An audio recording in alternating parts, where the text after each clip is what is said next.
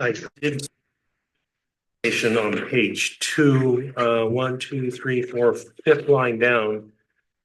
Consider this is the word considered is in there twice, but minor detail, but that's fine. So Okay, thank you. Anybody else? I think I would like to know under who was present, just to say that the board representative would not, because he didn't win the election. So we don't have the board representative anymore. Charter has been appointed, but they have a special meeting of some kind today. So she might make it depending on how long the meeting is.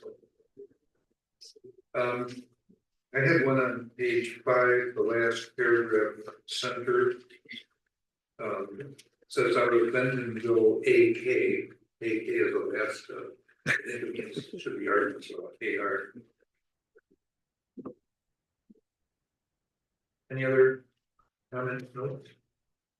If not, the usual drill, please. I move to approve. Second. Any other comments? Take a vote on favor aye. Aye. All right. Now we're on the public comment period. This is a period where you can address the planning commission. It's not a question and answer period. You can ask questions. Remarks roughly 3 minutes.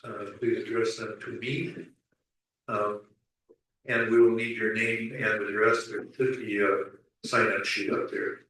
So anyway, this is for general comments. This is not for any of the items on the agenda. We have public hearings for those. So if your comments are directed to one of the items on the agenda, then wait for that, please. So with that, does anybody have comments? Okay, people are reluctant, but okay. Seeing nothing, I will close the public hearing. Next item on the agenda is the public hearing for the referendum.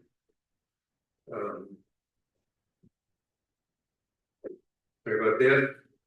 Site review. I have a few comments that apply to this and also to the trail view, which is we don't, at the time we were reviewing this, we didn't have all of the information to do a complete review, and there have been some engineering reviews that are not present. And I don't like getting things in front of this commission when we don't have all the information.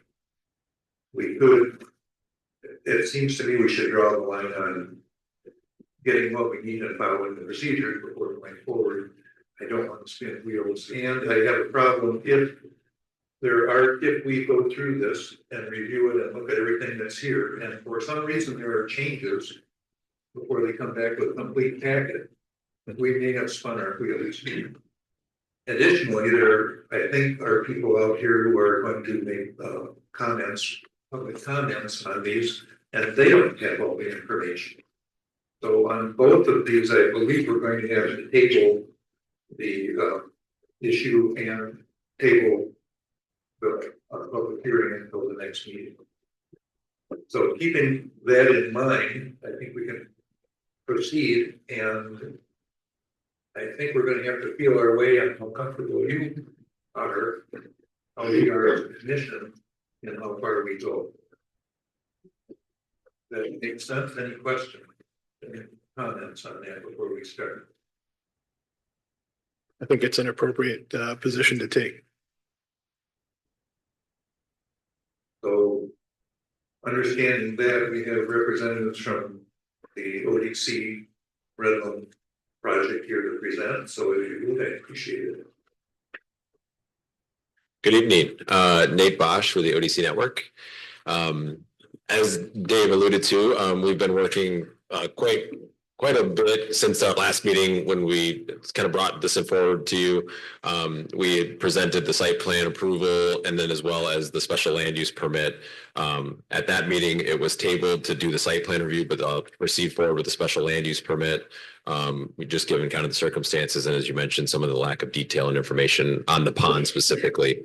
Since then, we've a couple of things that have been in motion. One, to maybe address the site plan elements of this, we heard some of the concerns related to the setback on the north property line of the bike trail, And so I think at that meeting, it was recommended that we move that to 20 feet. And so the new plan that you have in front of you actually reflects that change.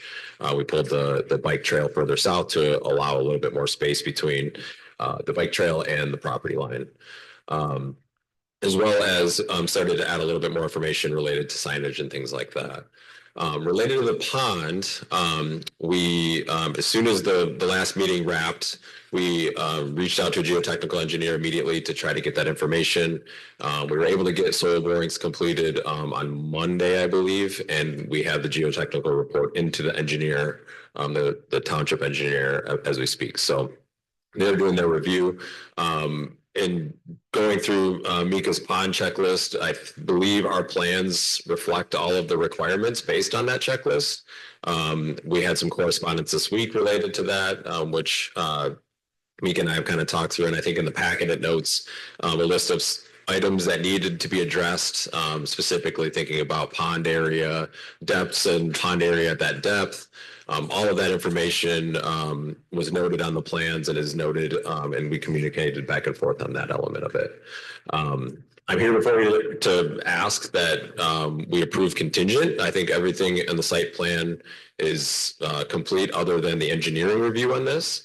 My hope would be that we can, and we would be, as an organization, we would want to work with the township engineers to make sure that everything aligns with the requirements. We believe the plan that you have in front of you meets those requirements, and pending the review with the geotechnical report with the engineer, we think that we would be able to meet those things. So that's all I have. Thank you. And one other comment related to my first one is coming into the meeting, I have 5 new documents that I haven't had time to look at. I was working until an hour ago. And how do I make a decision and say anything about things I haven't even looked at? It becomes quite problematic for me. Anyway, if you could speak to the issues, that'd be good. So as you know, this is the ODC Redland Preserve, and most of their items are in the applicant noted that there was a change. The main change in the site plan was moving the paths. This had been discussed the last time, so that's been pulled back from that north property line. Really the outstanding pieces are just the pond and that information. So when I went through it, it looks like most of the stuff is present.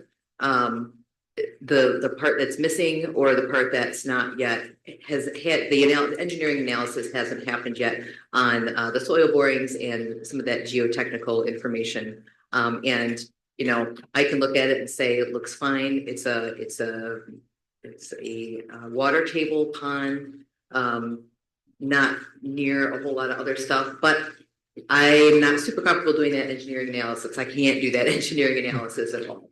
So that's something that, as Dave had said, is going to just have to be something that you give some consideration to as far as what you are comfortable with. You know, does everything look solid enough that you'd like to say, yep, let's just wait for the engineer's report and approve contingent on that? Or would you prefer to review the engineer's report prior to making that approval? So when I talked to our engineers last, it usually takes them a couple of weeks to do that turnaround. Obviously the holidays are in there, so that would be at the next meeting. So I originally hadn't included like that geotechnical report. I didn't send that stuff on to you right away because our engineers hadn't reviewed it yet. I don't know how helpful it is. I thought, well, I'll just give it to you, but I don't know how helpful it is to give you a soil boring report that shows depths and types of soil and whatnot, because you know that's a little outside the scope of what we typically do here. So that's about where it stands right now. Okay. Any questions for the applicant or Mika?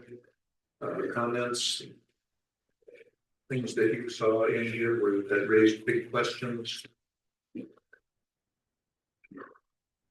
If not, then I will open the public. This is not, this is considered a public hearing. The paper is straight here. And I spoke earlier about public comment. This is a public hearing which is officially related to this ODC Redland bike park. So if anybody would like to address this, this is a good time for it.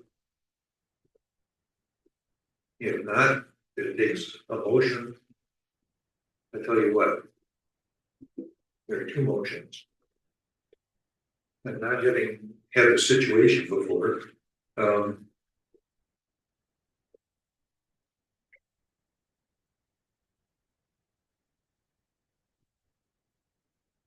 we closed a public hearing, we have two options. Both take a motion and a vote. One is to close it, the other is to adjourn it until a later date. So.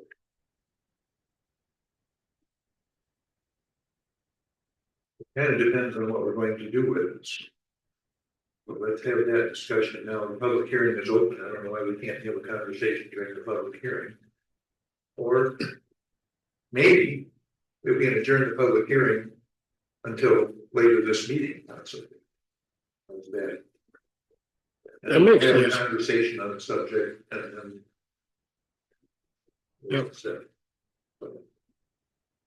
I guess I have a motion to adjourn the public hearing until future notice. Motion to adjourn to further notice. Support. Right. Have a vote on, all in favor, say aye. Aye. Opposed? All right, public hearing is closed for the time being.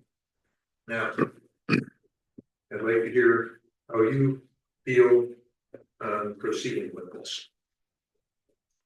Do we go through all the reviews that Nika has provided in here, and it's a nice summary? Or do we wait on that, and wait on the engineer's approval of the pond, and wait for until the next meeting to allow the public to see that and comment, and then approve or not? Right now, the public can't comment on that. I think I'll only speak for myself. I think this is a very positive project. We're very supportive of. We think it's an exciting one. I'm also at the same time uncomfortable, given the things that we've identified in the standards, that we really haven't had a chance to go back and compare the follow-up notes, and we are still waiting for the engineering analysis. And I'm not an engineer, so I'm comfortable taking what's in this report and translating that into how it addresses these issues. Okay. Others, Stephanie? I'm along the same general lines of thinking. I absolutely recognize that the comments we had from last month were incorporated into the revisions that were included that we did have an opportunity to review. Obviously, I think it would be personally unfair with some of the elements specific to the pond, to not allow the public to also have an opportunity to comment, given that this is intended to be a park open to the public. I agree. I'd like to see a comprehensive package so we know what we're approving with no outstanding conditions. So I'd like to wait till next time. Thank you. I don't think we're impeding any activity on the project if we delay it 1 month in the middle of winter. So I would like to see the full. From your point of view, Nate?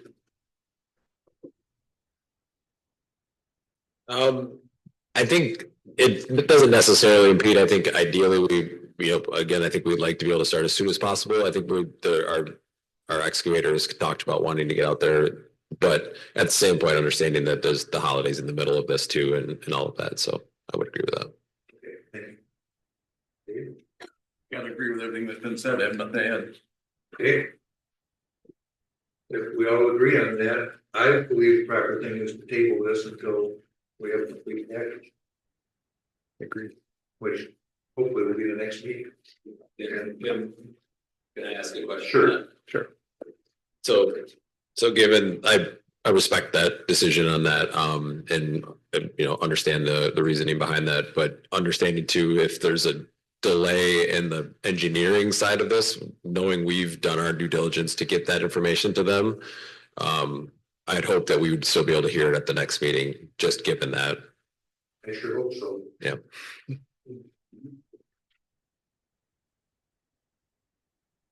Right, so.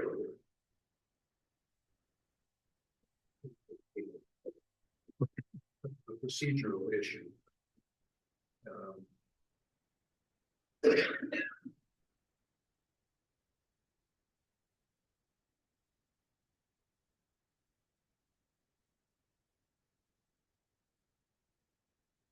Let's see, I guess we'll have a vote, motion to table. And vote on it. I'll make a motion to table until we have the complete report expected by the January meeting. No second. Right? Any further discussion on it? If not, call the vote, all in favor, say aye. Aye. Opposed? We table until the next meeting, and the public hearing is also adjourned until the next meeting. So sorry about that, but thank you.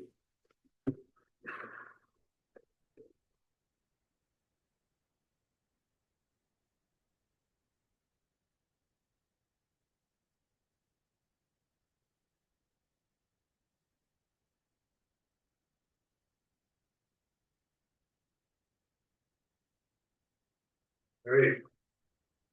Thank you all for your comments and your straightforwardness. I appreciate it. The next item is a public hearing on the trail view site condominium PUD. And this is in somewhat of the same condition as the previous. So we'll proceed with hearing from the applicant.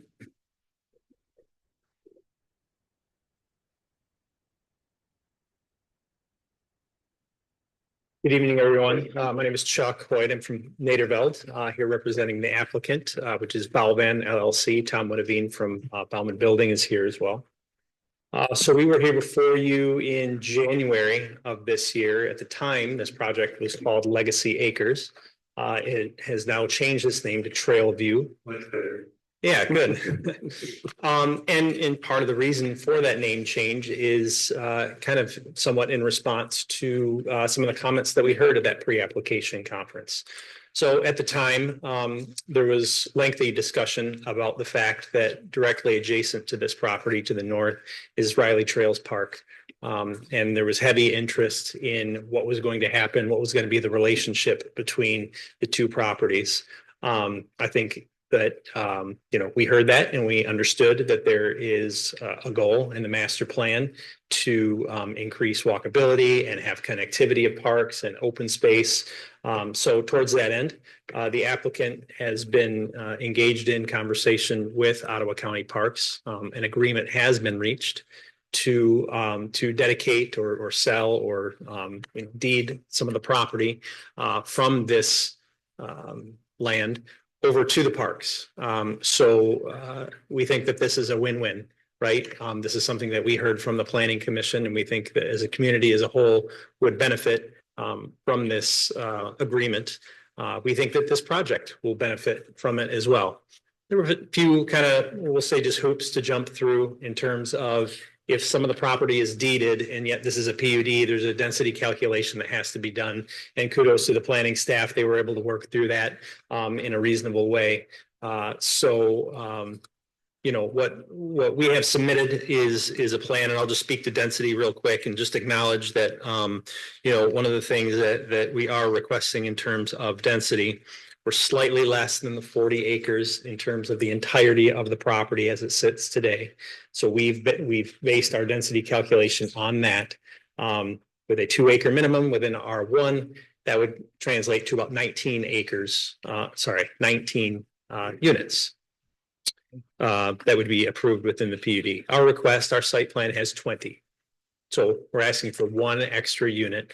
However, within your ordinance, as I'm sure you know, section 38-368 allows for additional dwellings if development preserves additional open space. Well, in this case, we've truly maximized the open space. I think we're about 15.7 acres of open space. Again, calculating that open space that's being deeded over to the parks. Whereas we're only required 7.9 or 20%. So we're about double of what the open space was. In return, what we're asking for is 1 extra unit. So the site plan that you see is virtually identical as to what you had seen before with some slight differences, and we've made some just kind of documentary updates within the last couple of weeks per the planning staff's request. We've included the wetlands. There's slight wetlands, I'll call them, that are located on the site, and the delineation has been provided. We added signage locations and detail of lights. And there was a bit extra in the narrative that was provided as well to provide a little bit more of a description and just a few details added to the plan set. So we understand tonight that there's certain things that probably are still outstanding, including soil boring. So we understand the procedure that you guys are comfortable with is probably to table it. But we encourage discussion tonight. We'd like to hear feedback. We'd like to hear how you feel about our response to your request to have more open space connectivity really with that park, with the development in general. And anything else that we can look out for so that next time we come back, when we have all the documents in place, we've been able to respond to you once again. So we'll wait to hear comments tonight. Thank you for your time. Thank you. While you're up there, any questions for development? Right, we'll have, and then if we want to have a conversation, I'd like to hear a public hearing first. So if you've heard it enough times already tonight, but if you're here to address this project, I'm opening a public hearing. So anybody on this side, you're ready to go? Go for it.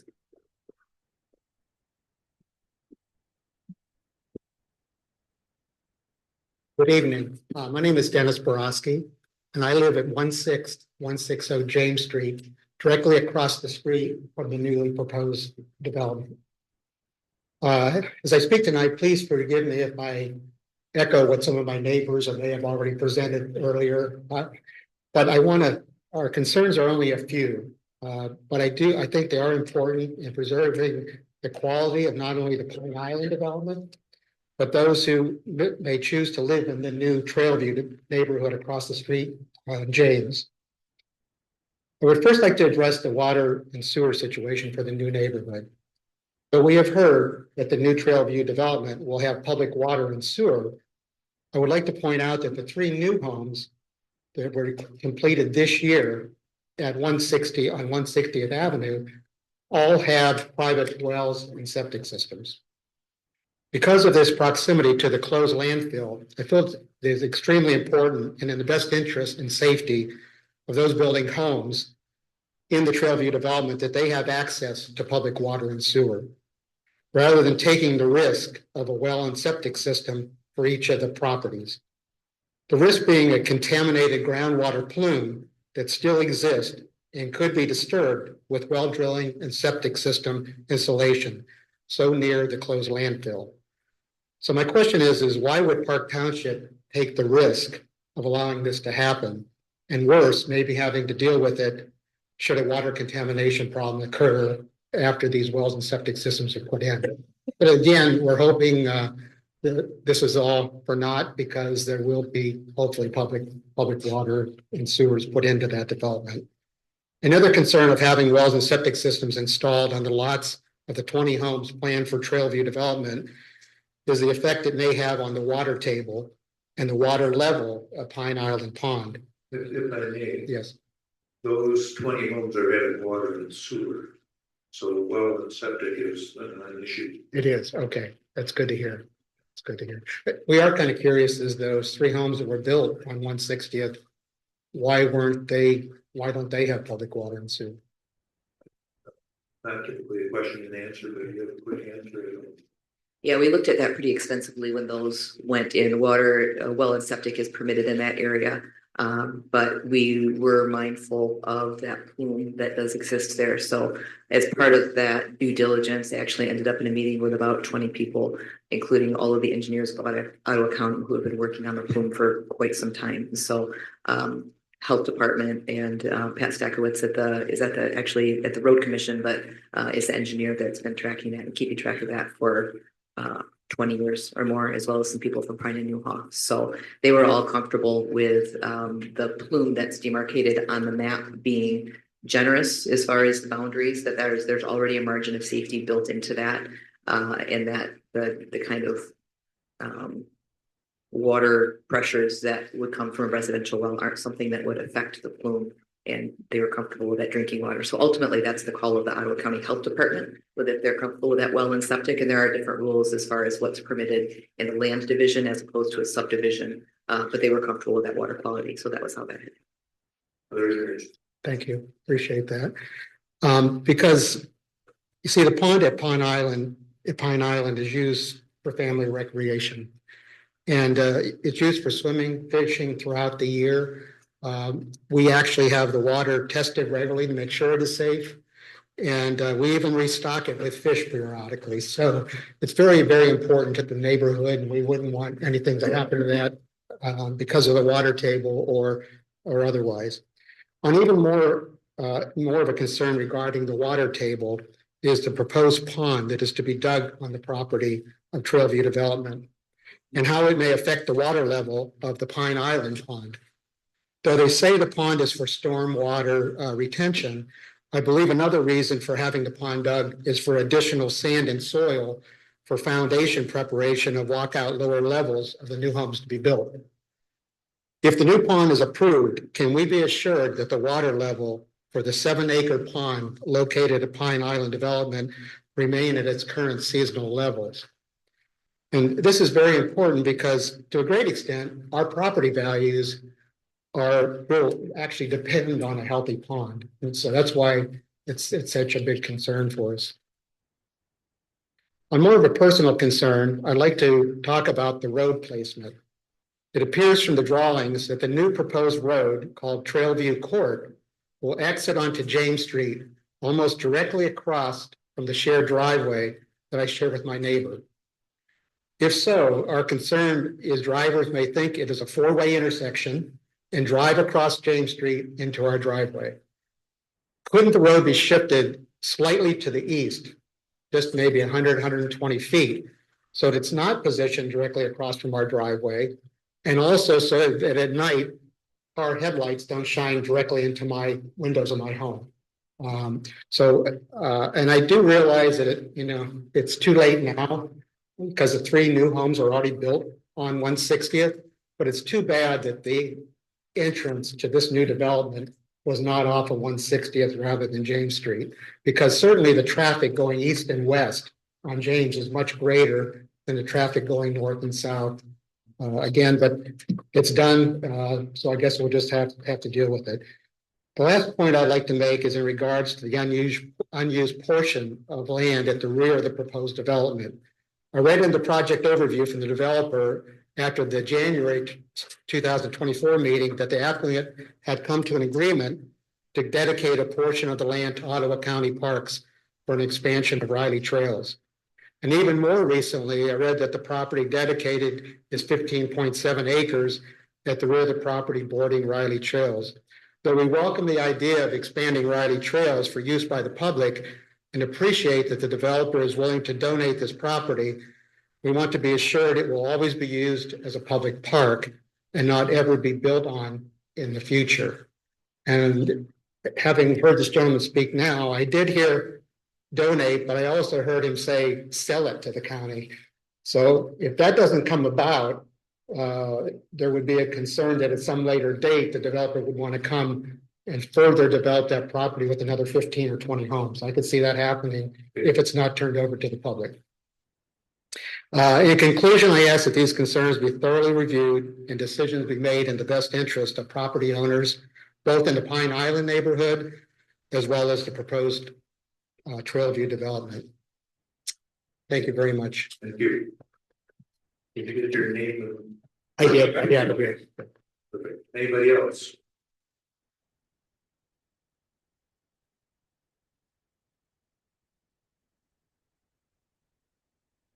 Evening. My name is Dale Hoekstra. I live at 16180 James Street. right across the street from the development. Dennis is my neighbor, and we have a shared driveway there.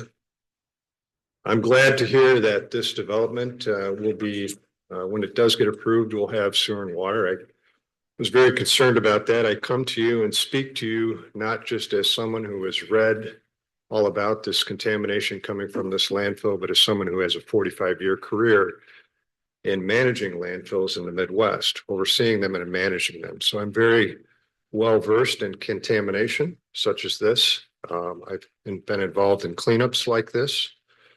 And I would be very concerned if I was one of those 3 homeowners that currently has a well rather than sewer and water.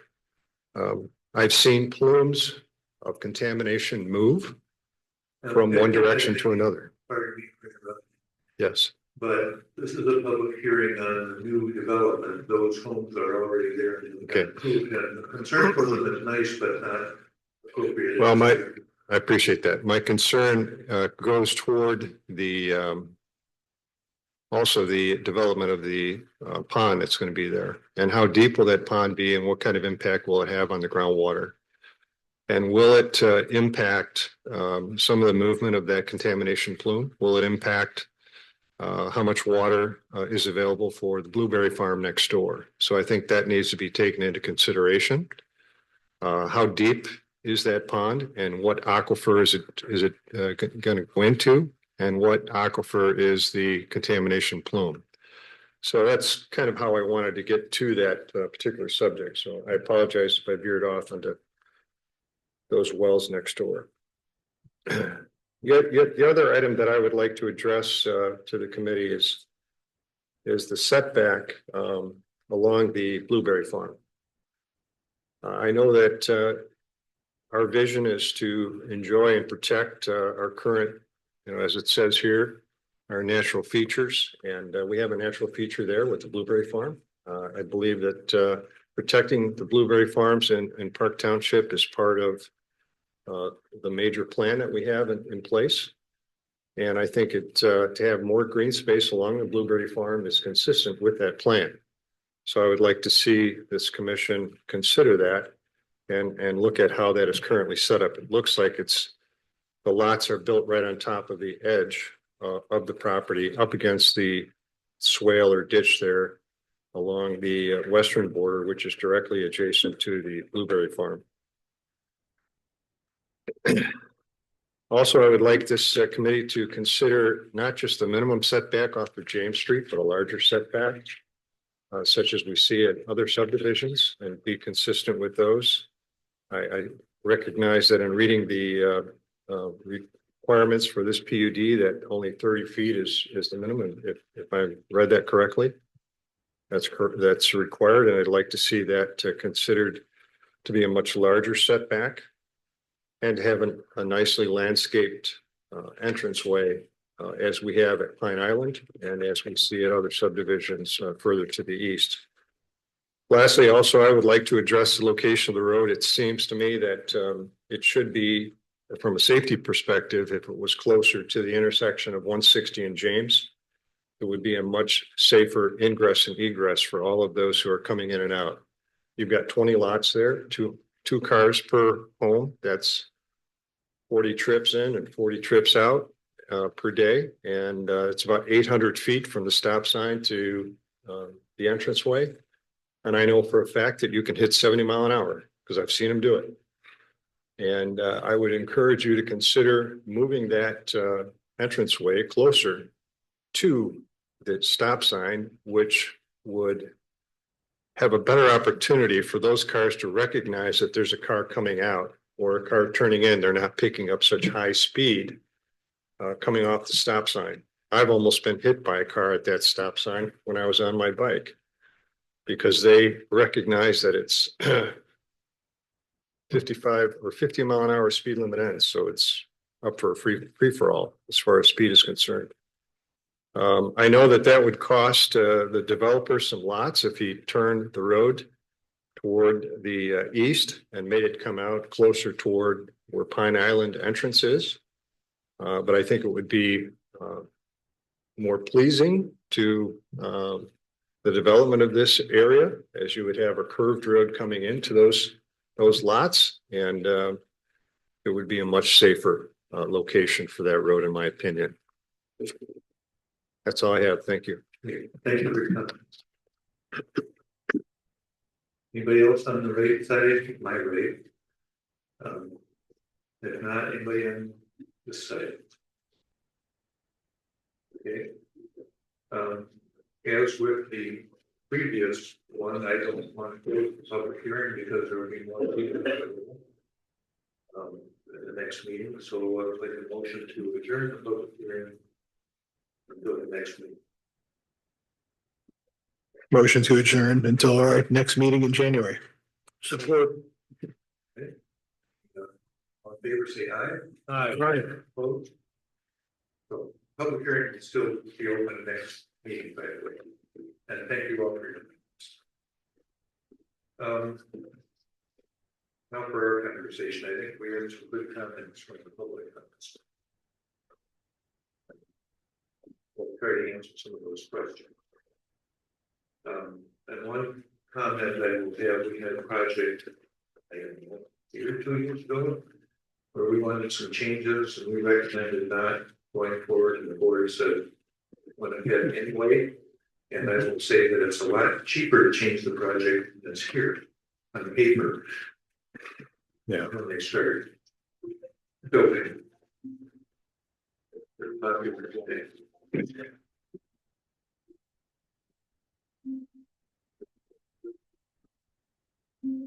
a nice ringtone, guys. Okay.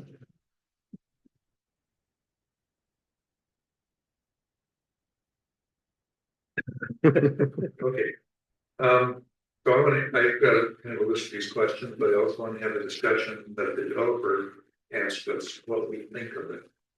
And I guess I'll make the first comment, which is I've been through a number of PUDs and our ordinance calls for having some thing that is a benefit to the public as part of the PUD. And this is no comparison for best value to the public as part of the PUD is getting that land and making it right of trade. It actually works. 100% agree. Yeah. So that's my first reaction of this project.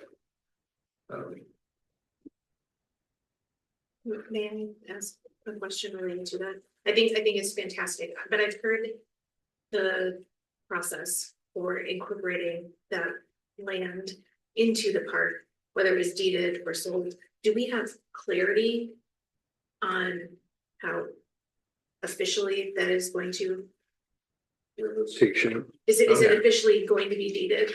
Yeah, I think we have as much clarity as we can at this point in the process before the planning commission approvals have gone through. So the developer has been having, and they can speak to this as well. They've had conversations with Ottawa County Parks. I've had conversations with Ottawa County Parks as well as with our attorney. And so this is something that would be turned over to the parks in perpetuity and required not to be developed. It's going to be part of the park and part of their preservation. So yeah, it's not just an idea. It can't, the ink can't dry until this is kind of settled here. Okay, perfect. Thank you. I thought there was, I'm not finding it quickly, something in our documentation about the proposed agreement. Yeah, I It's saw a that. direct contract in there. Yeah. Yeah. And then the county would own the property, is that correct? Yeah, so that answer to your question. So the developer could not then develop it. Right.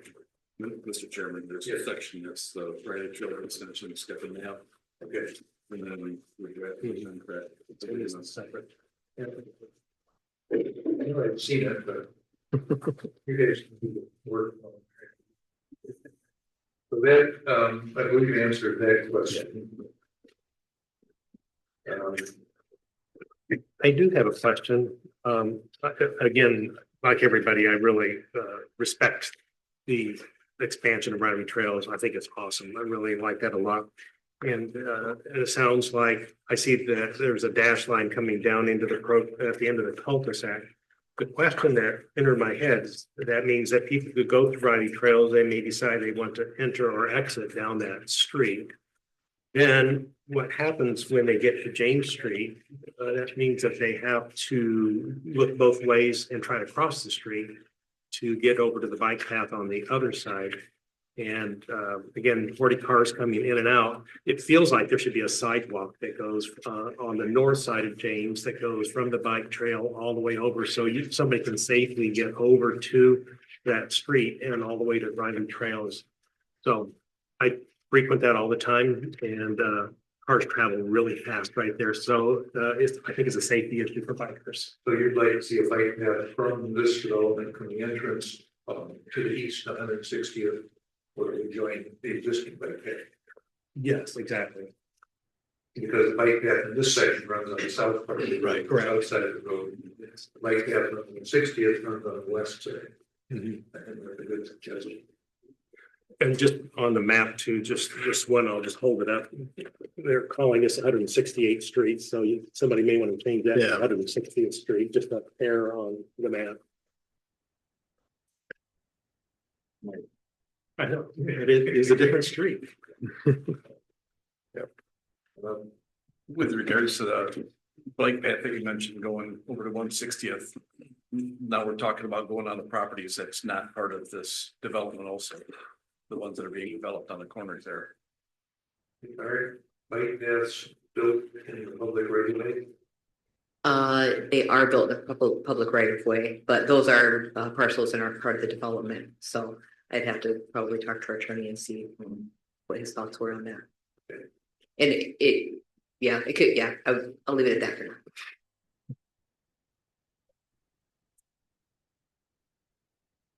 Any question?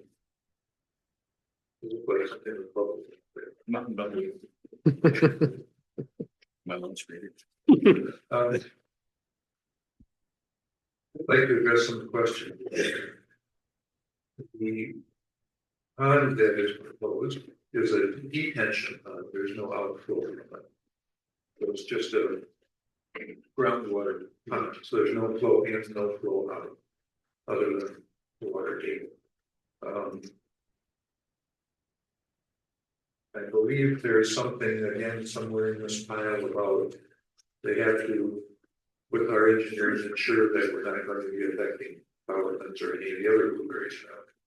Yeah, that's part of that same geotechnical report that we would be looking for. Which is the proposal has been, hasn't yet gone to the engineer. Correct. And I would also say that if there are specific there, I know that there some of the neighbors mentioned some things very specifically. We can ask for those things to be looked at more specifically too, as opposed to just a very broad analysis. We can ask our engineers to take a look at it and ask them to look at that too. There's a question, and I would assume all of these are in the same aquifer, in the same groundwater that is in your pond, will be in this pond, will be underneath Bowerman's and the other blueberries. I doubt they're in separate aquifers. But that question is answered. Yeah.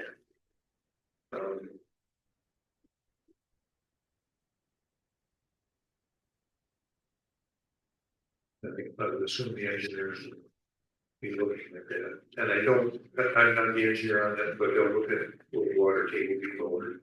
Because we're, by the way, very fussy about protecting blueberries.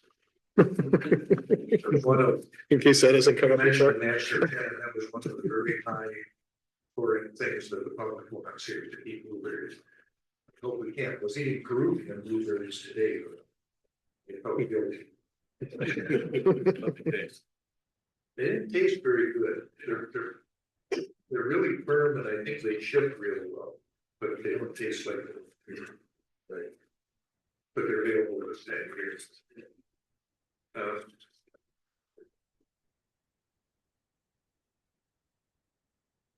One of the things we're looking at, Mika, that's still on here, and was one of the questions on your analysis is dealing with the tree ordinance and buffers and so on.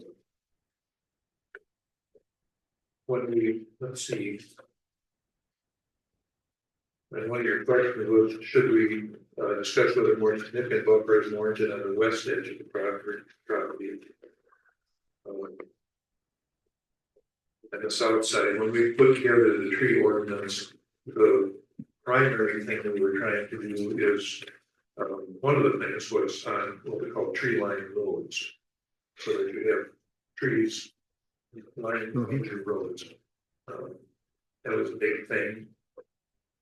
And the other thing was that when we had developments, and a development that was defined as anything more than one house, that you had to look at putting a buffer around the property to buffer against the other houses or properties around it. And that would be required on this property. I guess there's some question, since you did the development of those three houses to the east, and there's a pond there, whether they would want to be able to see the pond. And they do. Yeah, they do. Yeah. So maybe there's some wiggle room there. The other thing being, and I know we ran into it in the southeast corner, where we wanted to have some kind of safety buffer, a discouraging buffer, or something, and we may want that here. Ponds are, as Jeff Postois would say, an attractive nuisance. The minimum requirement for the pond spacing is 75 feet unless you have the permission of the surrounding neighbors. So they've communicated to me that they have the verbal approval of the neighbors. We'll need to have that in writing before approving something that's less than 75. Okay.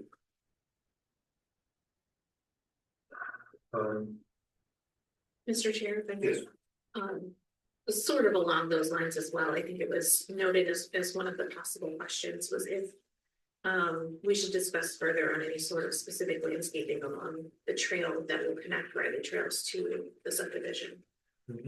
Which I do think would be advantageous for everyone to make sure that it is truly clear and that there is, buffer to, those individuals who will have the property that will adjoin that path to make sure that, there's still adequate privacy since it will be open to the public to access that trail that connects.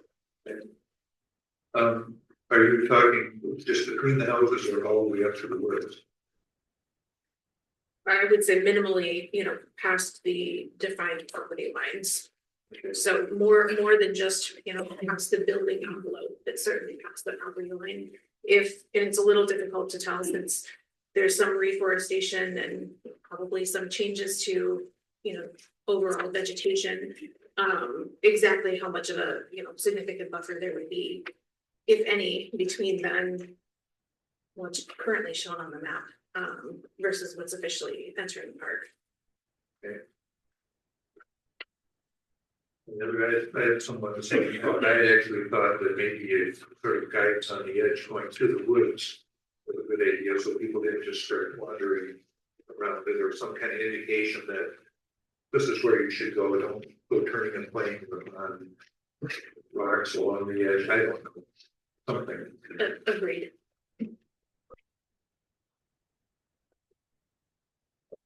While we're on this buffering landscaping, the question about setback from the blueberries, and actually it's something in the report about on the west side, trying to make the buffer a little bigger, thicker. Yes. Yes. I think that's important. Trees, by the way, we spoke about blueberries being a big deal in the township. Trees are just as big a deal. So one of the things here, we're not, that stand of trees is there. And we always, one of the things the tree ordinance was to protect stands of trees, but we're not taking any down. So done a good job on that. But I think a larger buffer, make sure we have a good buffer from the blueberries and the farming. Because this is kind of in the middle between a couple, right next to A. And we do, in the township, the farmers they complain not infrequently to us about when they're spraying crops and there's a bike path right next to it, people are riding by and things like that. So the better buffer we can make, it'll be good.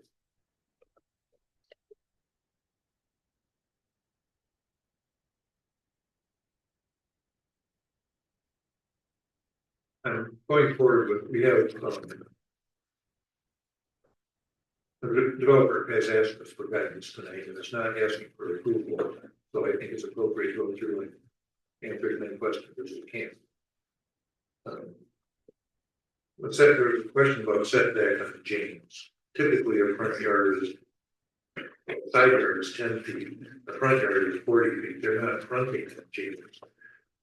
I don't remember that detail. I'm trying to remember the language of the ordinance as well. There were a lot of standards that were there. There's some flexibility when it comes to the PUD. But one of the things that it talks about is having some of the open space potentially being along the street. So that would, how that would be calculated given the open space towards the back, it could be kind of an open question. Other neighboring subdivisions, Pine Island, Silver Ridge, some of the houses that are just in there along there, some of those that have the shared driveways in particular, those are closer to 100 feet from the street as far as the buffer goes. So seeing something a little bit more robust there would be a little more in keeping with the neighborhood that's there. And also having that separated so that it's community property as opposed to if there's some kind of non-compliance with the PUD approval, having to talk to an individual homeowner, that's a little bit tricky. Easier to follow up with a homeowners association on something like that. So yeah, and that goes along with the tree ordinance, which is the street trees and buffers. I think as much as you can get a good buffer along the street, it'll look nice, get good separation. So you look like you might have a comment there. Oh, I'm wondering why I brought the wrong plans. You want? I did. Yeah, I may grab that. I do have a few comments, but I didn't want to interrupt what you guys are talking about. Go ahead. Okay. So yeah, to respond to some of the things that are being talked about up here, one thing to clarify, and it's noted on the plan set, this is a retention pond, right?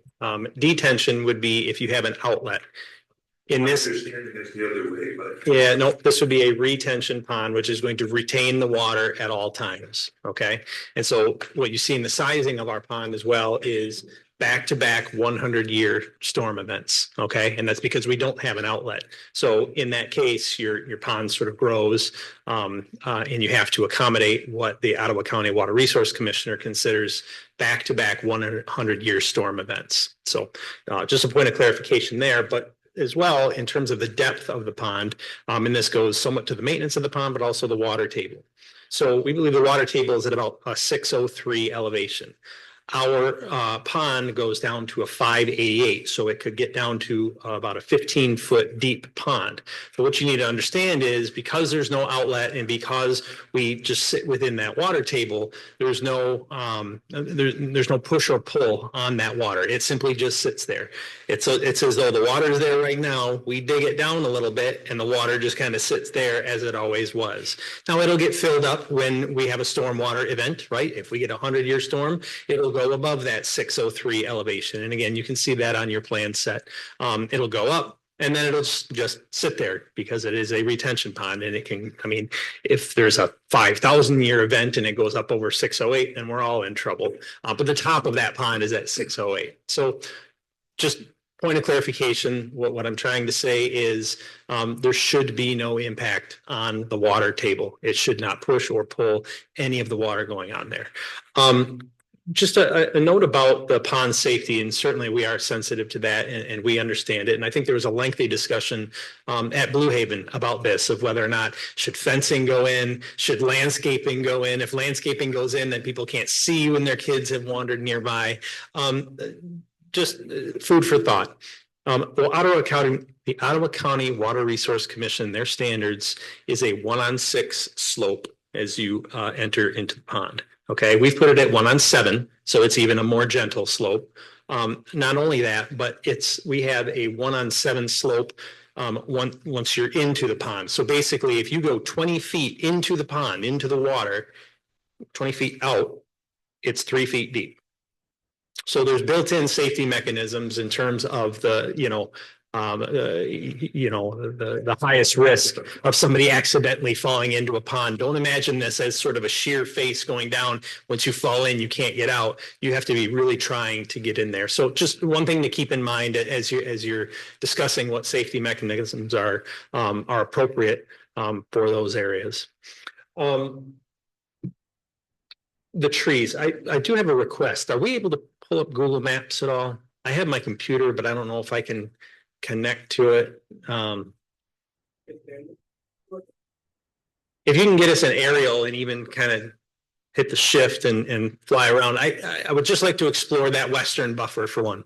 Okay, so there's a fairly heavy tree canopy on on this former farm site, right? This site has no trees for the majority of this site until you get way far back into the site where we get to where the property is being deeded over to the township. And I want to get to that part too when we talk about the path at the back of the site. But if we specifically look at that western buffer and you want a heavy canopy, we don't disagree. But what we're suggesting is there is one existing right now. And it's a good one. It's a nice screening buffer. And I think it would screen any of the activities that you talked about from the activities from the blueberry farmers.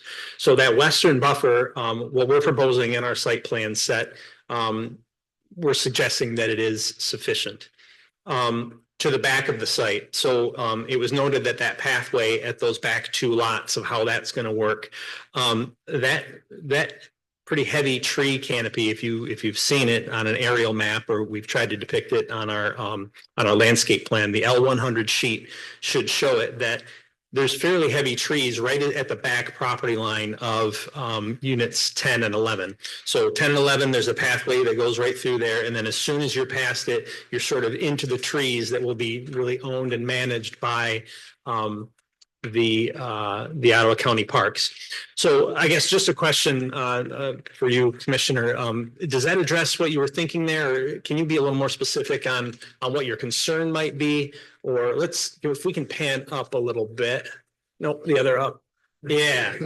So that strip that comes down, if you can imagine where that center thing that comes down, those trees are right at the back of unit 11. So as soon as you kind of get beyond that lot, you're into a heavy tree canopy. And I do think if you looked at the Ottawa County Parks plan, they do have ideas of how they're going to populate those open areas on either side with more trees, which I think is great. So anyway, I hope that addresses what you're thinking, but feel free to share a little more. It's a little bit more on for privacy between those two lots on either side of that path until you essentially get to them. I see. Yeah, so on the trail view property between there. Feel like a little more greenery as you're entering that natural space. Sure. Ideally also provide some privacy to the property owners that will essentially be on either side of that path because it will be going right between their properties. Sure. And if we can kind of hit shift and pan down, you can really get a sense of that western tree canopy. Yeah, if you zoom in, just keep zooming in. And And then hit shift and then, well, or. Tell me where you'd like to see. Here, can I try it?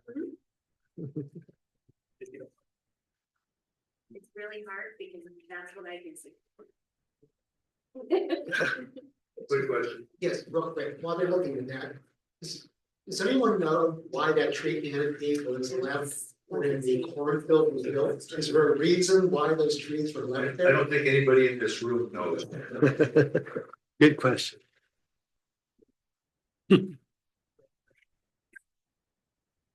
we can see what I think. I'm just gonna take a walk down the street.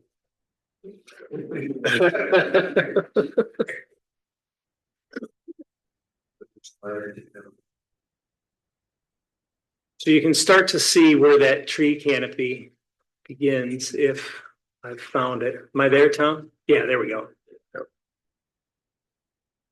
So this is the edge of the property here, and this is the start of where those trees begin. And if I can just move down a little bit further, these pines might get in the way.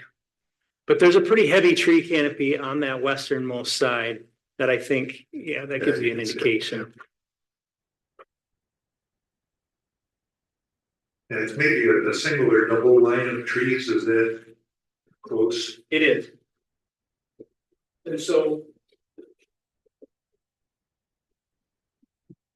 the idea being this is at the back of those units that are on the westernmost portion of the site. The homes probably are going to be pulled much closer to the road. So there'll be a good distance between the back of the house and this tree canopy. So again, what our suggestion is that should be adequate for a buffer. The other thing I would say regarding setbacks. So if you can look at units, I think it's units 1 and 20 that are along James Street, right? So in the R1 district, the requirements for a front yard setback are 40 feet. Side yard is minimum of 20 feet on one side.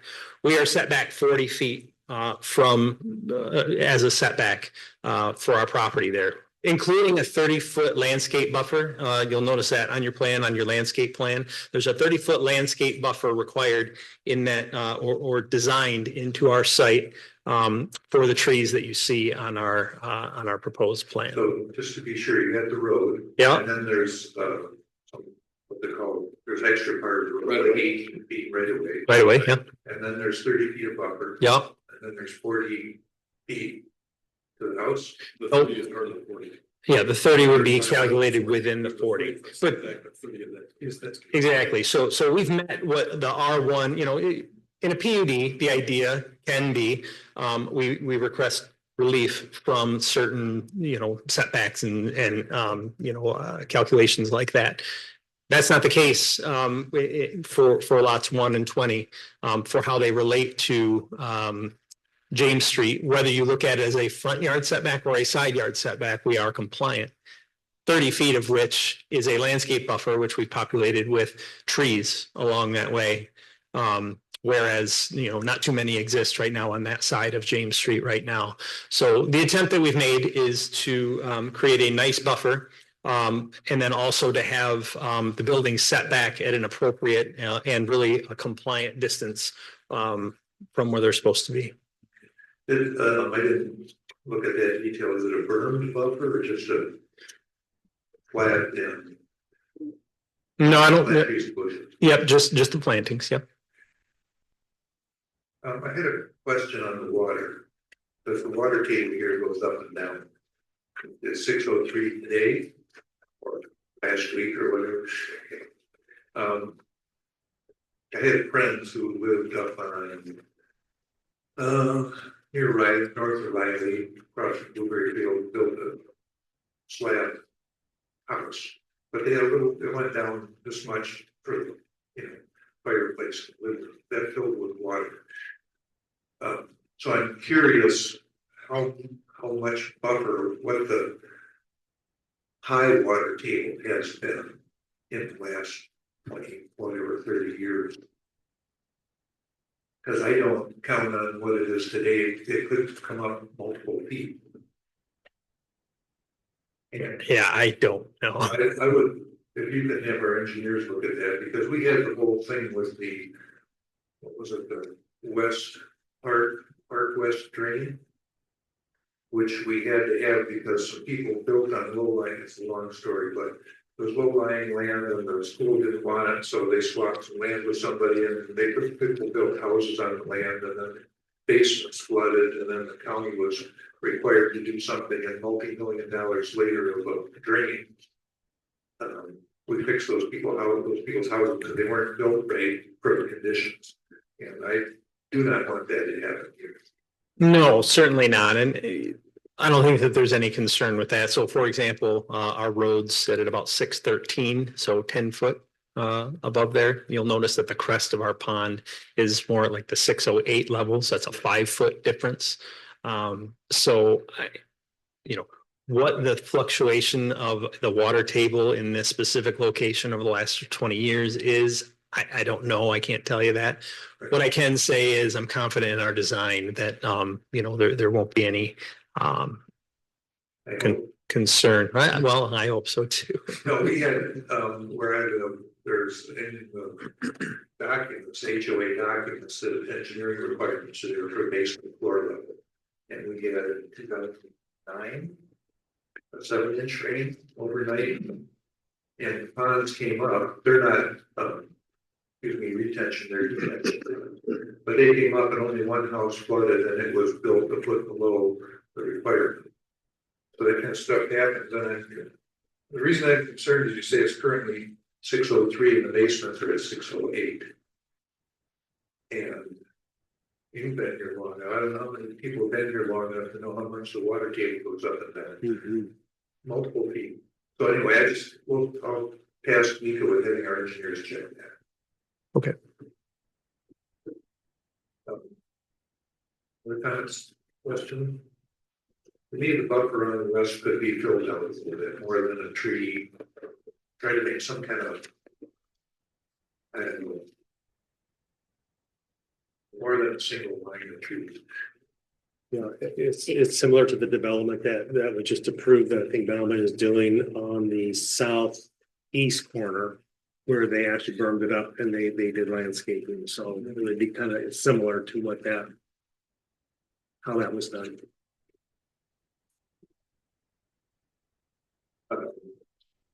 Hey.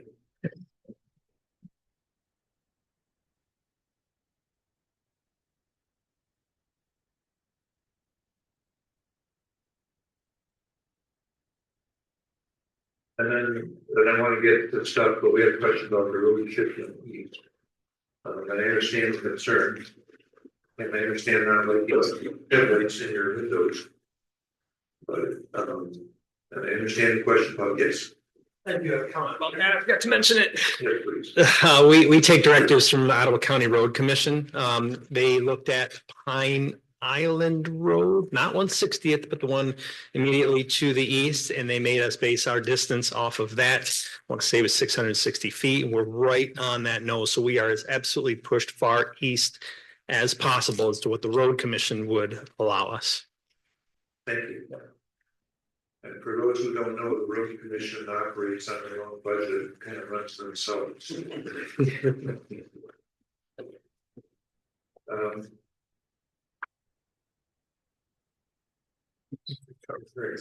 Where are you?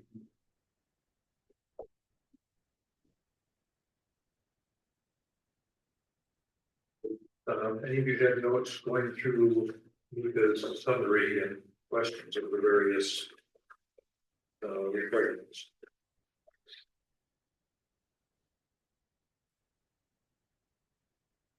I have a few. Yeah. Was like wait. That would be the third description. I could just have a comment, based on my understanding of, obviously we've had the conversation about buffers, which is semi-related to, reforestation comment that was left in our packet. But also, given the lack of trees there, but also the plan, or at least some of the illustration that was included from other county parks. I'm comfortable with the Ottawa County Parks recommendations or their plan for continuing to manage and maintain reforestation, given that the current use is obviously farmland and there's an overall lack. I'm comfortable with the buffers and with whatever the county is likely going to include with the park expansion personally. Just to clarify that the buffers along James and on the west side also. Yes. Okay. So we're in the ballpark. One of the things that I noted is page 10, other considerations, private road. I circled the word maintenance plan. And I know that that's really part of the homeowner association's responsibility, but we just went 20 years later, we're in the same situation, very contentious on what the cost was going to be because people are not always informed on what's in a homeowners association. So what I'd like to know is I think the thing that's lacking is once a condominium thing is built, how is it being managed and how, and people move in and move out, and as time goes on, people are uninformed, then this maintenance issue comes up, and you just go, what? We've got to pay $10,000 to $40,000 to have this road redone, and people just aren't aware. So to me, it's the education side of what is the developer doing to ensure that the initial residents are that it's set up. And maybe it's a legal, maybe it's on the legal side, but all I know is I've lived through this the past 3 months and it was not pleasant. So I'm just hoping that there, as a developer, you guys can help get that set up so that it flows a lot smoother. So that's just a comment. Living through it. Will be a homeowner's agreement. That's part of this, but how do you legislate that in there to say? You have That's to it. build up this much.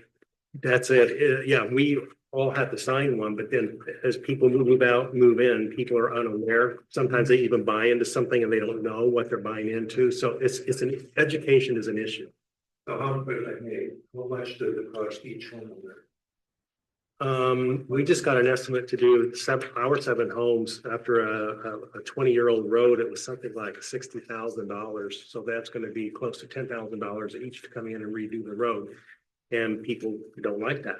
No, but it seems relatively cheap to me, 10,000, but I know it's not a nice surprise. Right. And then you have 20 people I know on your road, which makes it a little bit easier, but it's always a point of contention amongst property owners. But a good point, those are not, people don't read the agreement. Our HOA, if anybody's septic fails, we have to bring sewer, pay the whole thing, so I'm hoping I won't be here anymore.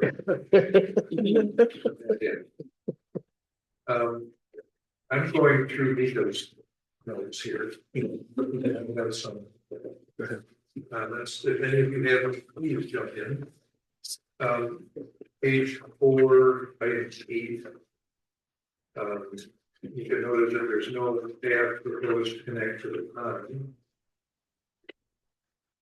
I personally don't have a problem with it, but it's a question. So if the people in the association could go up, like, through the woods and over the pond. A bunch of the lots back on the pond. So they have access. Other people, I believe you can access the pond on the north end, if the house is going. Yeah. So somebody could walk through and get over to the pond. Yeah. And there's no path, but that's fine with me if anything that discourages it. But you didn't put in a bridge. Bridge. Okay.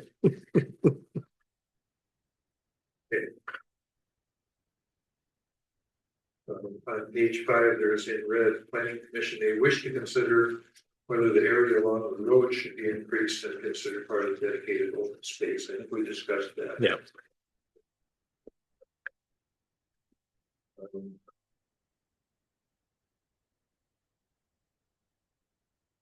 Yeah, there's the next one down from that says the site contains a lake, stream, or other body of water. Planning commission may require a portion of it of the dedicated open space to abut the water which it touched. But there's no designated access or amenities, but I think what they have provided in the section 1 direct trails is that.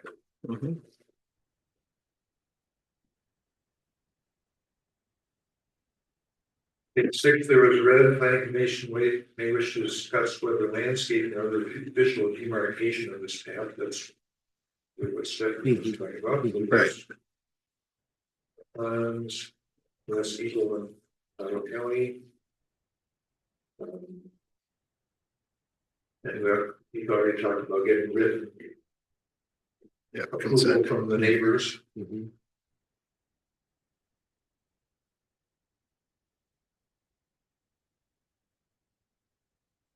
I think we discussed any kind of buffer and so on. I don't think if they agree that it's okay.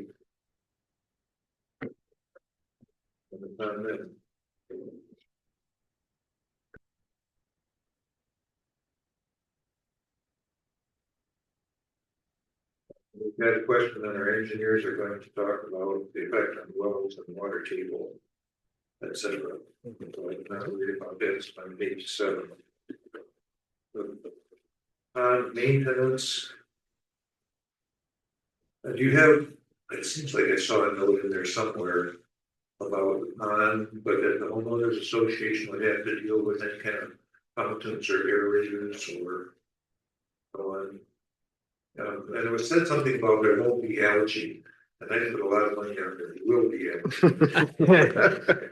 Well, right, so the actual maintenance of the pond is, typically the homeowner association responsibility, and the installation of aerators or bubblers or anything like that is really dependent on what the homeowner association wants to do. The depth of this pond would typically indicate that algae buildup wouldn't be a concern because of, as you get deeper, you have sort of a change in temperature, which sort of will circulate the water a little bit more to prevent that algae growth. We'll never promise that you won't have any growth, but the depth of the pond makes it just less likely than a pond that is very shallow. Right. Will help, but yeah, they'll have to work at it. There's weeds and algae that grow, and but I live on the pond. And so they'll have to do some things with it to encourage them. For sure. Yep.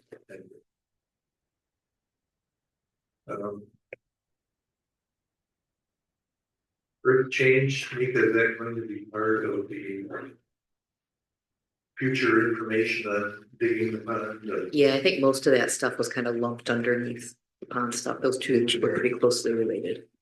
Yeah, and I mentioned groundwater. Yep. I'm going to page 8.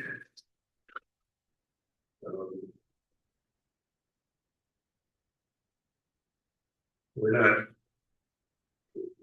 when we've had dirt, sand, fill, whatever being trucked in and out, we set hours and we make a scrub pad and require and so on.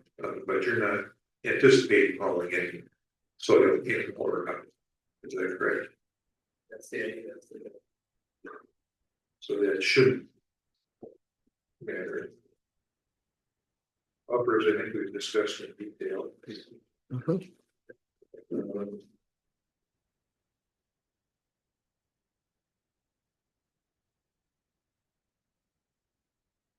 Talk about when we were doing the tree ordinance, it brought up to have wildlife buffers, which I don't know, deer, woodchucks.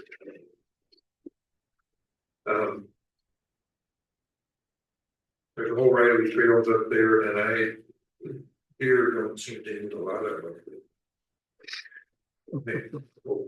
Wherever. So I'm pretty comfortable personally with the woods on the west side that they can find their way down there. Possums or whatever it is.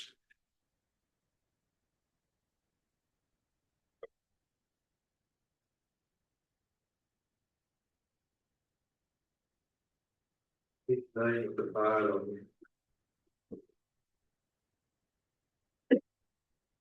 Talks about getting an inventory and goes on to the next page of trees. Clarify for me, are you planning to take many trees out of that peninsula of trees? I don't think it's much of any, is it? No. So then a reforestation plan doesn't even really come into.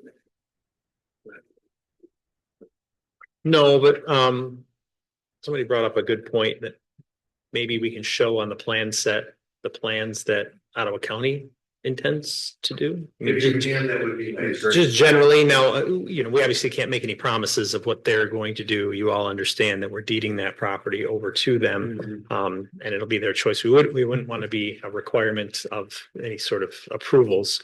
But we could indicate it on our landscape plan, just what they've shown for a reforestation plan, if that makes sense. If you can, that'd be great. Thanks. Okay.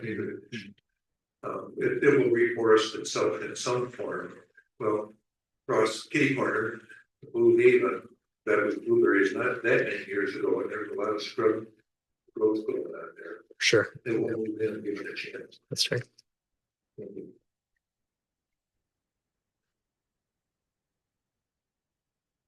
Maintenance plan, I'm going down to page 10, the private road, when you already addressed the maintenance plan.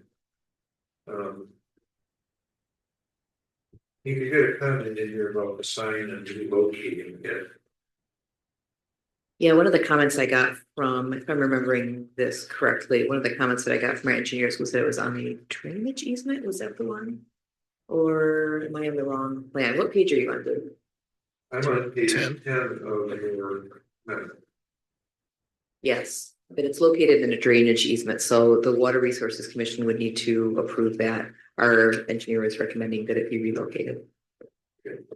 And I assume, are they going to, because there's always an issue with signs and safety? Signs block vision. And I did ask them to take a look at that. yeah, if there's a bike path there and people can't see the bikes, and it's dangerous, maybe at least a full car lane. Maybe.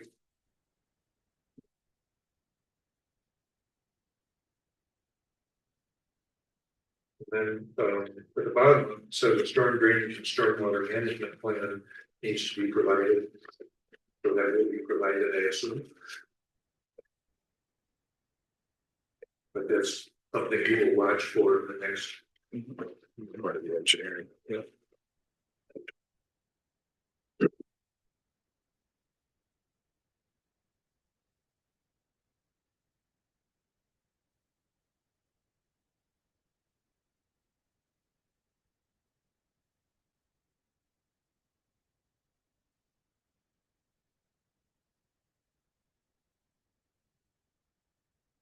Or the items I had.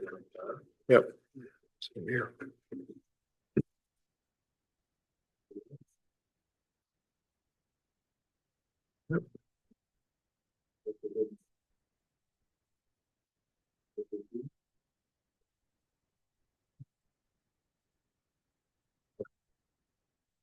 That feel sufficient to you, to guide you in going forward?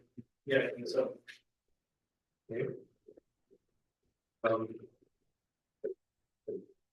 If that is the case, if there's no further discussion, we need a motion to table this until the next meeting. Mr. Chair, if I could make a recommendation, I would expect that it would be the next meeting, but maybe say table it until complete, just so we're not limited. Okay. Table it until it's brought back. Okay. Application is complete and Table until the application is complete. Okay. I move to table this conversation until all the applications are complete. Second. Okay. All in favor, say aye. Aye. Okay. Thank you. And thank you. Thank you for working with us. And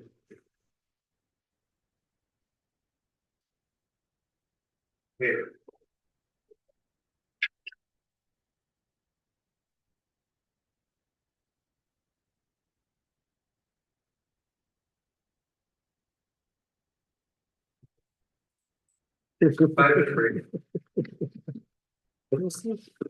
What's that? We have to go over. At this point, I'd like to call the meeting back to order. Next item on the agenda is further discussion on the renewable energy ordinance, which we have a new handout that I haven't been through yet. But introduce it, that would be great. I'll go through it. There's not a ton there. It's mostly stuff that we touched on last time. So the fire chief hasn't had time to review that yet. I thought that was important. Wanted to make sure that if we're bringing something back to you, it's a lot further down the line than it was last time. And it's not there at this point. So thought we could talk a little bit about hazards, which it seems like was the primary concern at the last meeting. And so this handout just kind of runs through some of the hazards. So the primary hazard, well, I'll preface that by saying that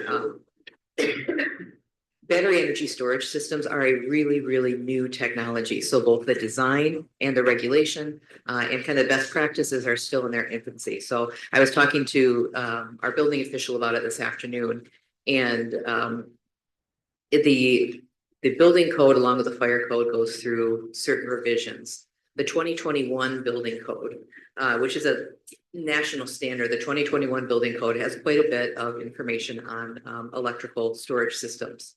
Michigan hasn't adopted the 2021 building code. It hasn't adopted the 2018 building code. It's on 2015 building code. And there are reasons for that, things that they added to the building code that don't make sense in cold climates and whatnot. So there's an expectation that their next step is going to be to adopt either the 21 or 24 building code. But all of that is to say that what regulation there currently isn't in the building code that we use. So they're kind of industry best practices, but the building code doesn't have a whole lot to say about it at this point. It probably will in a year, but it doesn't at this point. Would you mind closing that door? Thank you.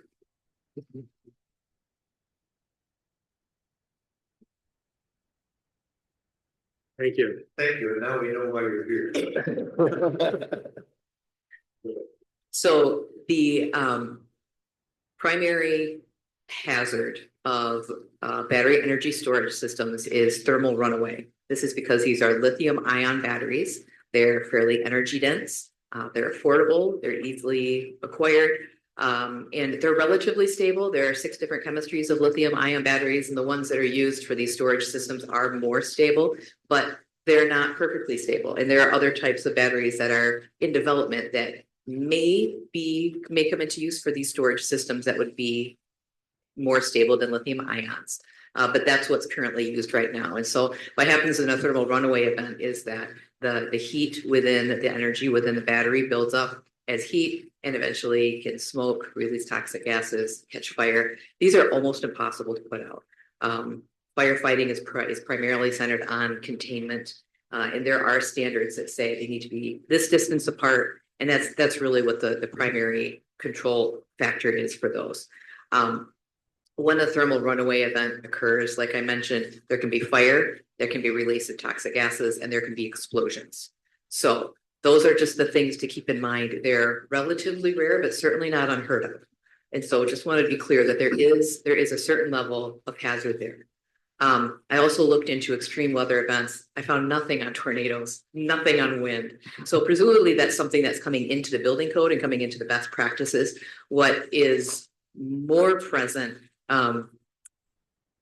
the causes, what kind of triggers some of this thermal runaway is when the battery malfunctions, basically, and then that's because it has some sort of damage. It's either some sort of electrical damage or mechanical damage. So either when it's charging and discharging, it's doing so too rapidly, or it's doing so at the wrong temperature, or more to the weather event side of things, it's damaged in some way by something outside. So it could be a physical damage, like something hitting it. It can also be extreme levels of humidity, water. The big thing that came up was hurricanes and stormwater infiltration.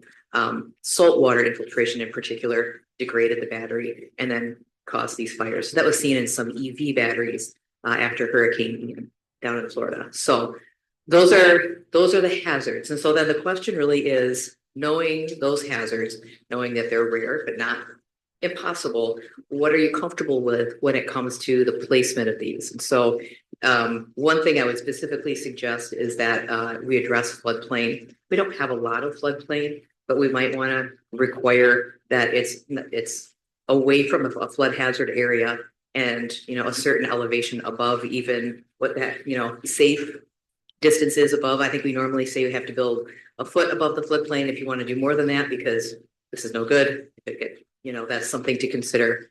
And then it's just distances, you probably don't want this to be right next to some residential house. You want to have a certain amount of distance. So in the last version of the ordinance, it said 100 feet away from, another structure. I think it was either 100 or 300. So there was a setback that was defined. But I think there's a question of one of the thermal gas release or the toxic gas release events that I read about. I think the evacuation zone was closer to a quarter mile.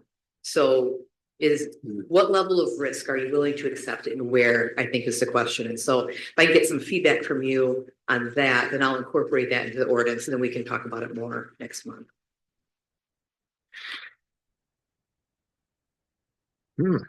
See a problem. I don't see a problem requiring 100-foot setback from a structure, nor a foot above floodplain. I think that could be incorporated. I guess I was wondering, should it be more than 100 feet? We talked about fire containment and, such, should it be more? I mean, I don't know how much more, but that was the first thing that entered my head. Yeah, I think that would be something I'd like feedback from the fire chief on.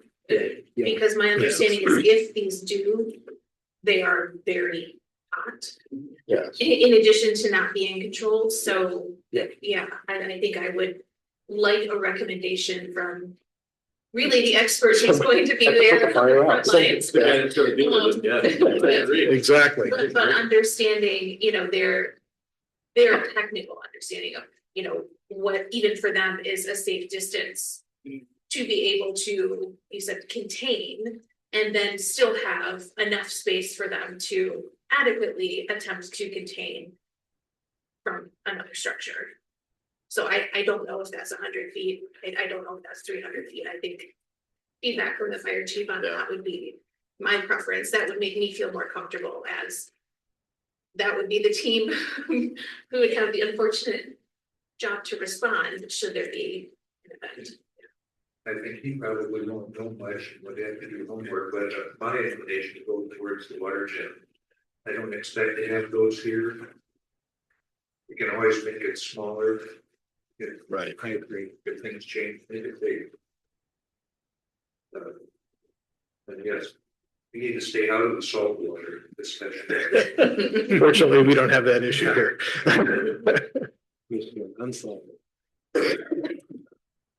But I did think, even to your comments on some of the previous things we were discussing, whether a foot or more is relevant above the floodplain, and Just not in the floodplain at all. well, yes, Right. but even, understanding, to your point, obviously, water tables change over time.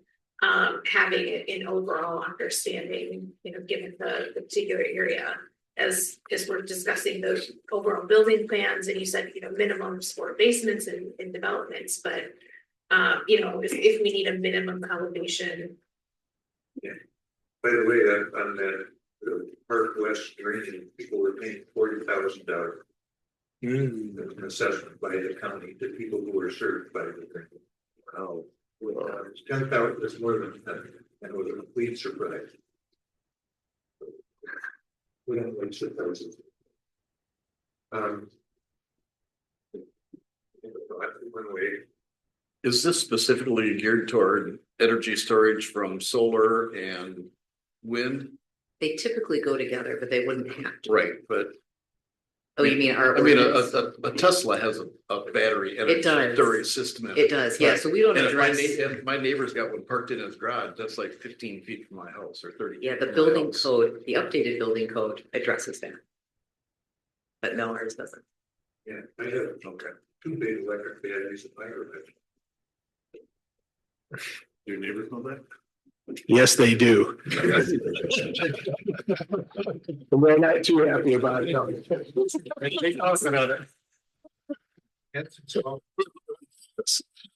Even that, you guys need the technology that's out there available to everybody, at what risk to everybody else. Yeah. Right, and, I mean, if my neighbor's Tesla explodes in his house, there goes the south side of my house.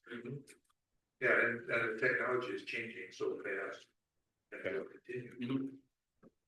I don't know if we discussed it in the Macatawa area in Ottawa Beach, having batteries. I guess I'm not I think you almost have to allow people to have one on their house for home use, but not, I would say limited, you can't ship any of it out.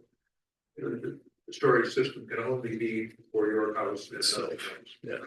I think that's how it's written, but I'll check that. Yeah. And I'd almost want to say you can't do that in those areas, but Yeah, I would feel safer with the energy going out than being stored there. Yeah. I mean, if you know, you're, the point if you're is, the point is to store it and use it, Yeah, well, right, yeah. you know. So the low volume. Yeah. Yeah. So why when we discussed tornadoes, and battery energy storage system, would tornadoes be worse for wind turbines? They must be built with the tornado, or they have a million on it, Texas. Like, just one of those things, it's like, how do you withstand that, right? They must. They fold up like paper clips in a tornado. They just, Wind turbines do? I would think Yeah. so. I would think so too. yeah. I would also assume that that point though shows everything else. That's right, yeah. And in this case, my bigger concern with the tornado was if there is then damage from flying objects, and I think you have addressed that it is a potential risk, right? If you have a piece of a tree or a tree fly at one of these and puncture it, then we would have a higher risk for fire, in addition to the destruction of, I mean, yeah, to your point, the solar panels, the wind turbines, they're done for anyway, but I think this poses a secondary danger on top of the already Yeah, the tornado, the severe weather would initiate. correct. Yeah. Okay. Anything else, any? No? All right, thank you. Before we get to the next item, is there something that you need to know or would like? No, I don't have anything meaningful to add, just interested. Okay, well, great. Thanks for hanging out with us. Charlie Lauren, by the way, everybody who always comes to our meetings and has for some years, is now one of the trustees of the township, so there's your future career. There you go. Get involved. So anyway, Shire will be our representative from the board. Other business and announcements. We don't have any from the board. Anything else? No, nothing. No. I don't think so. Merry Christmas to everybody. Yeah. There you go. Yeah, thank you all. We did a good job today. Motion to adjourn. Richard. Second. All right, all in favor? Aye. Aye. Thank you. You think our battery not? Yeah, is this the right technology?